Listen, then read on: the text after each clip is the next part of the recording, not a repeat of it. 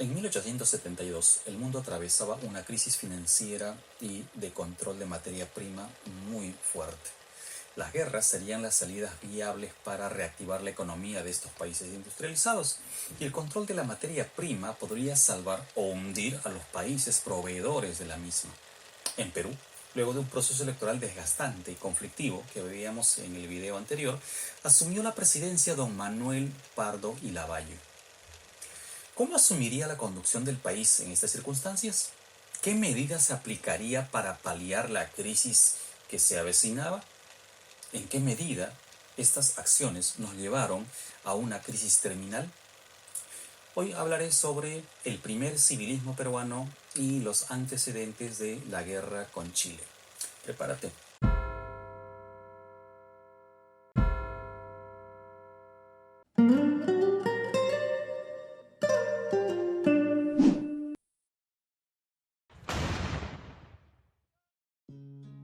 Manuel Pardo y Lavalle gobernó entre 1872 y 1876 y tuvo que afrontar una fuerte crisis económica al borde de la bancarrota, por la caída internacional del guano, por el crecimiento de la deuda externa, por los brotes de rebelión de algunas regiones adeptas al castillismo y al pierolismo que venían conflictuando con el Partido Civil, y a un presupuesto con un déficit terrible, un déficit anual de 8 millones de soles. Para combatir estos problemas, Manuel Pardo implementó una política fiscal descentralizada y entregó el control, la administración a los departamentos. Entonces, a partir de 1872, cada departamento empezaría a administrar sus propios recursos y en 1873 terminó reglamentándose esta autonomía. Creó además el impuesto al salitre y ante la protesta de los empresarios creó el estanco al salitre en 1873. El Estado compraría el salitre de estos empresarios, le pondría un precio fijo para la venta y llevaría al mercado. No funcionó. Entonces, en 1875 expropió las salitreras que estaban en manos de empresas europeas y chilenas y al expropiarlas, las nacionalizó y entregó a capitales peruanos.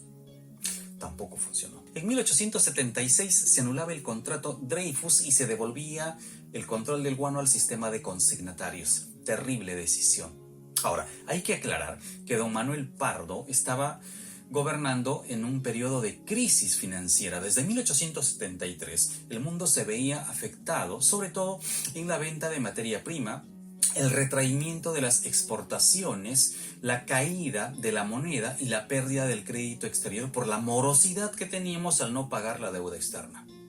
Se incrementó el desempleo, subieron los precios, hubo mucho descontento popular y se nos venía la bancarrota como Estado. Y esto era terrible porque el Perú había tenido 2 décadas de gloria y esta década del 70 terminaba resumiéndose a la bancarrota.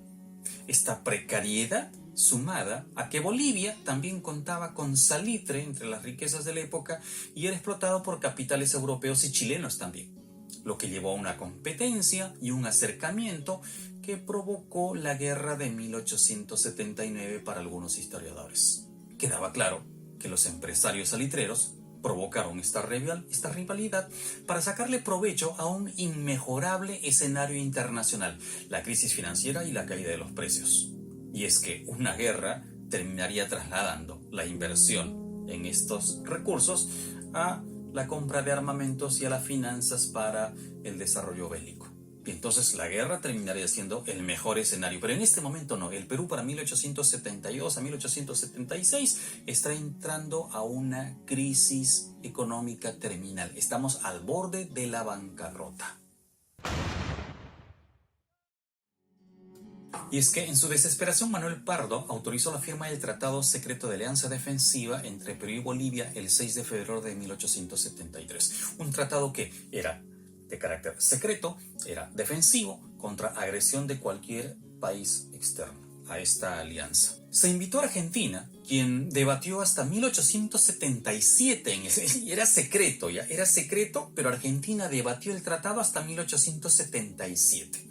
No aceptó Finalmente, Domingo Faustino Sarmiento decidió que Argentina no participaría del tratado, se retiraron, pero el gobierno chileno terminó informando de esta decisión al gobierno boliviano. Ahora, Argentina tenía problemas con Bolivia, problemas fronterizos, y una condición para que ingrese a esta alianza defensiva, que sería tripartita, Perú, Bolivia, Argentina, hizo que ella ponga sobre el tema de debate la frontera con Bolivia. Y como no se llegó a ningún acuerdo, entonces Argentina se retira para 1877. El ministro de Relaciones Exteriores de Chile, sin embargo, tenía el tratado desde 1874. Apresuró las negociaciones entonces con Argentina. Argentina y Chile tenían un problema por el control de la Patagonia. Terminaron arreglando esta cuestión favorable a Argentina y en 1877 termina facilitándole el documento completamente. Pero ya Chile tenía conocimiento del tratado secreto. Es más, el chileno Mario Barros Van Buren, en la historia diplomática de Chile, señala que los políticos de su país conocieron el documento simultáneamente a la firma, es decir, se estaba firmando en 1873 y Chile ya tenía conocimiento del documento. Luego, los políticos que ya conocían el tratado, además señala el historiador Juan José Fernández, este historiador chileno, que el canciller peruano José de la Riva Agüero era mediador entre los problemas de Chile y Brasil. Y esa es otra historia. Pero siendo mediador, por alguna razón, el canciller peruano, José Larriba Agüero, le presenta el tratado secreto a Pereira Leal, de Brasil.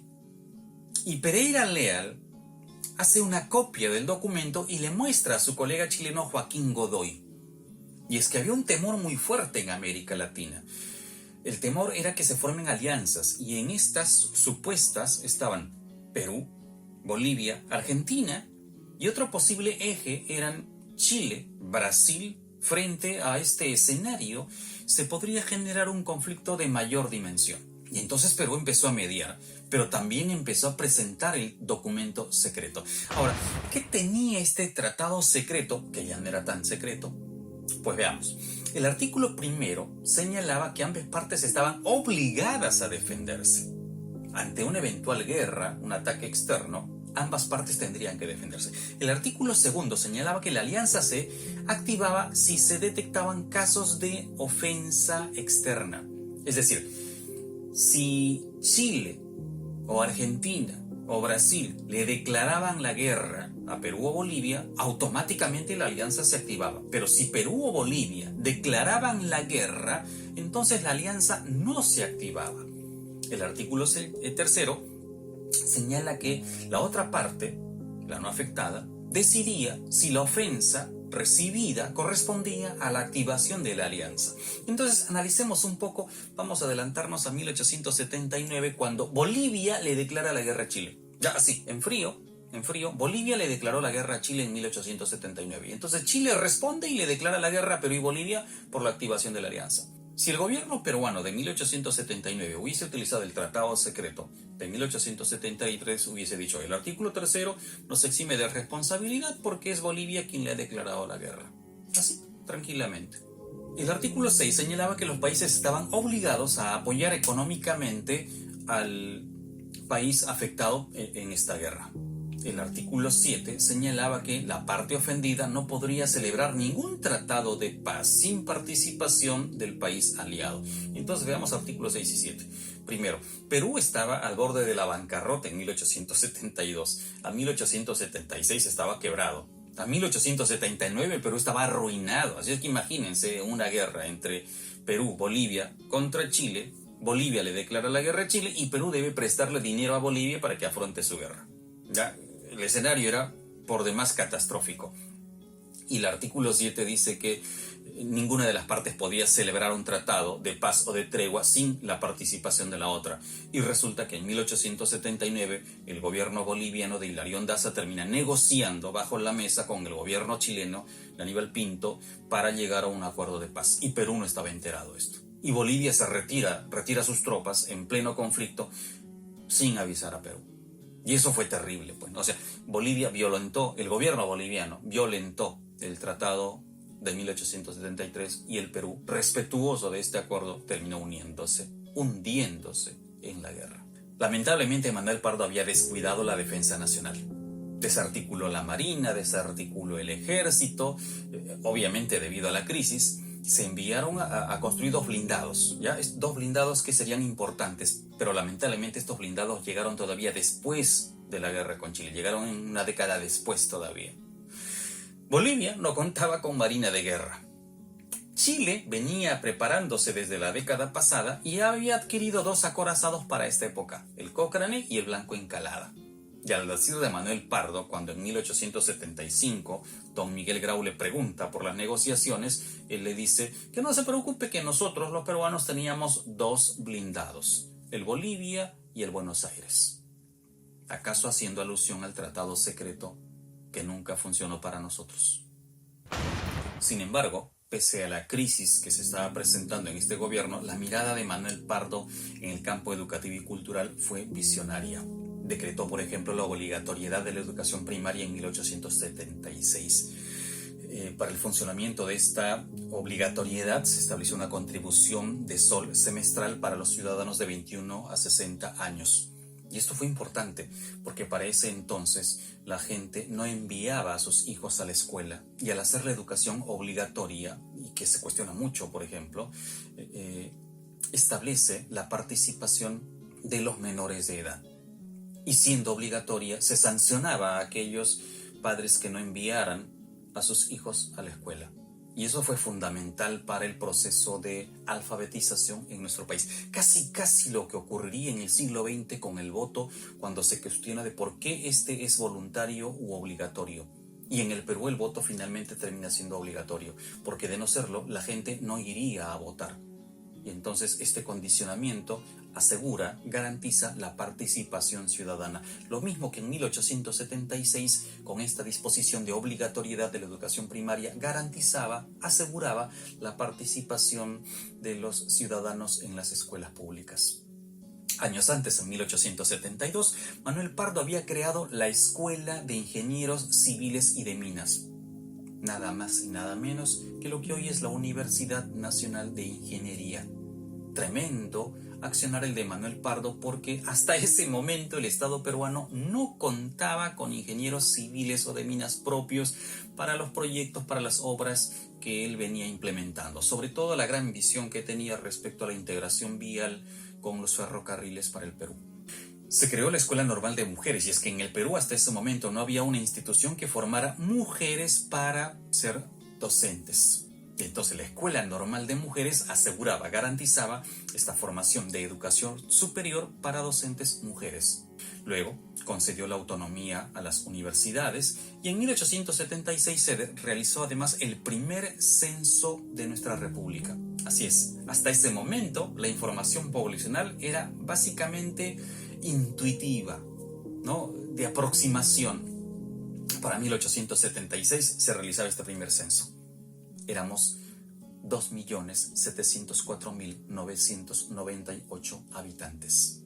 Bueno, pero hay que recordar que su gobierno tuvo inmensa popularidad en un principio. Recuerden el incidente con los hermanos Gutiérrez, ¿no? Y cómo es que Manuel Pardo ingresa al gobierno.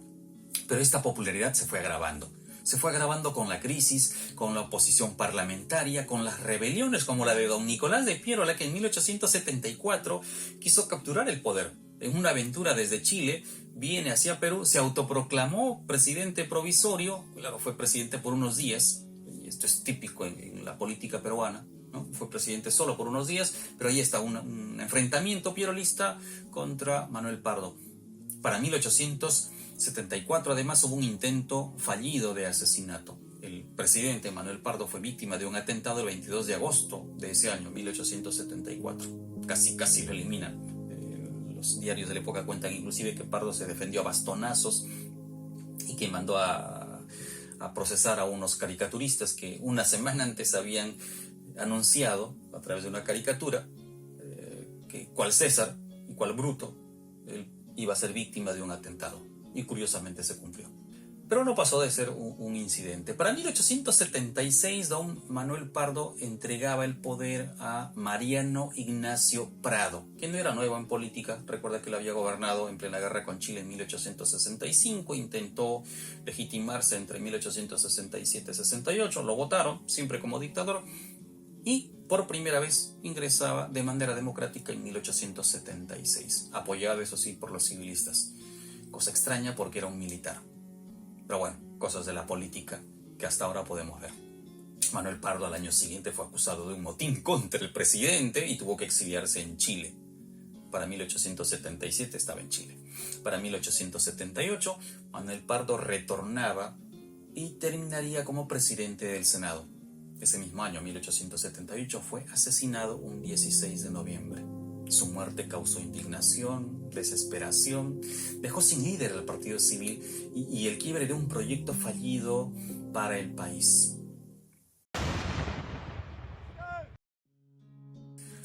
Pardo fue un auténtico reformista en comparación a los presidentes que habíamos tenido hasta ese momento. Había reorganizado el ejército, había separado a los oficiales del servicio que le estaban haciendo daño al sistema, redujo el aparato burocrático y con ello se ganó el odio de las familias tradicionales de Lima, incubando un profundo resentimiento entre la clase aristocrática, la burocracia de ese entonces. Pero también cometió errores. Uno de estos errores fue el entregarle la confianza de la banca a los empresarios peruanos. La emisión de billetes de manera clandestina fue otro error terrible para salvar la crisis económica de ese entonces. Entregó el salitre a empresas peruanas y no funcionó. La insolvencia de estas acciones nos llevaron a firmar documentos como el Tratado Secreto de 1873 y parecía pues que la suerte estaba echada. Vendría el capítulo más doloroso de la historia republicana del siglo XIX. El Estado se había consolidado sobre la venta de su materia prima. Al principio de la República sobre la minería, a mediados de este siglo XIX sobre el guano, y se había dejado de lado a la población. El Perú había crecido de espaldas a la ciudadanía, y la guerra haría lo que ningún gobierno se había atrevido o había postergado hasta ese momento. La guerra con Chile desnudaría no solo las más grandes miserias que tenía este país, tanto en política como en su sociedad, sino que además sería la gran oportunidad para transformar y generar una verdadera revolución liberal. Pero de esta guerra hablaremos en otro capítulo. Recuerda, entender nuestro pasado madura la conciencia de nuestra libertad, o al contrario, afirma nuestra esclavitud. Nos vemos en la guerra.